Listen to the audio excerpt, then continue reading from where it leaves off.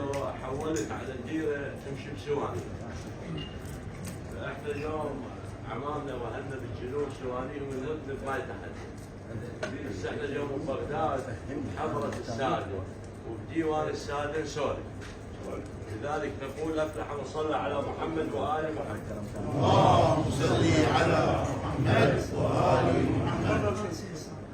يقول الله سبحانه وتعالى في محكم البيان: بسم الله الرحمن الرحيم، وسارعوا إلى مغفرة من ربكم وجنة عرضها السماوات والأرض أعدت للمتقين الذين ينفقون في السراء والضراء والكاظمين الغيظ والعافين عن الناس والله يحب المحسنين.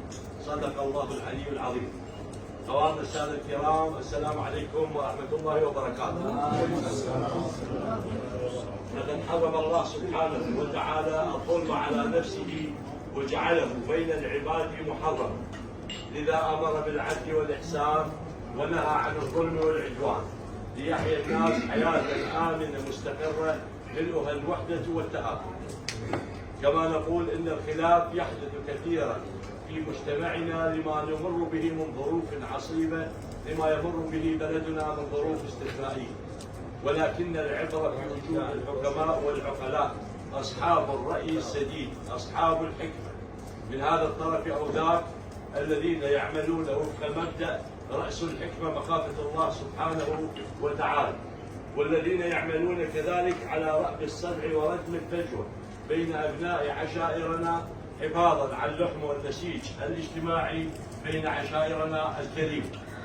كما نقول إن الخطأ يحدث ولا يسلم منه أحد من البشر، فالكل يخطئ ويصيب، وخيرهم من يعترف بخطئه ويقر به ويعمل على إصلاحه.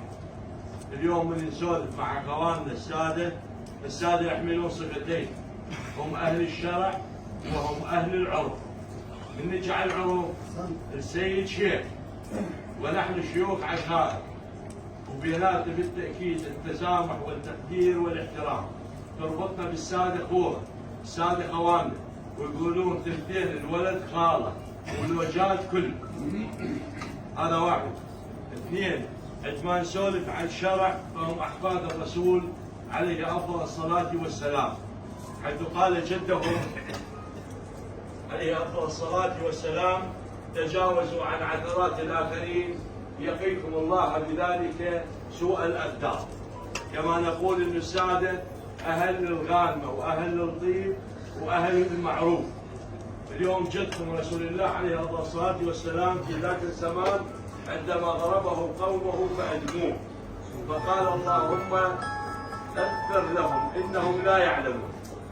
اليوم الساده انتم اهل سماحه واهل كرم واهل طيب واهل معروف، واليوم انتم بالدنيا انتم البوصله التي نسير خلفها، هي التي تحدد لنا الاتجاه. انتم الاسوه الحسنه والنسل المبارك. اليوم التفتكم البومحي باختلاف المسميات والعناوين.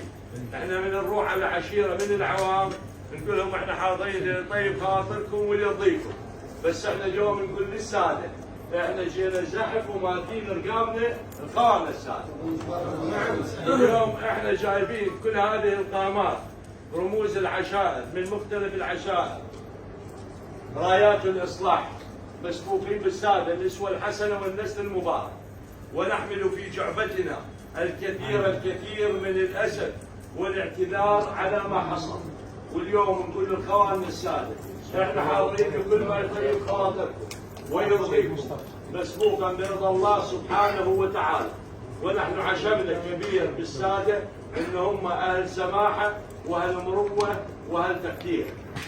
مثل ما قال السيد ثروت الله يرحمه، يقول الفرائض 5 والسادسه المروه، والبومح ما تريد غير المروه. والسلام عليكم ورحمه الله وبركاته.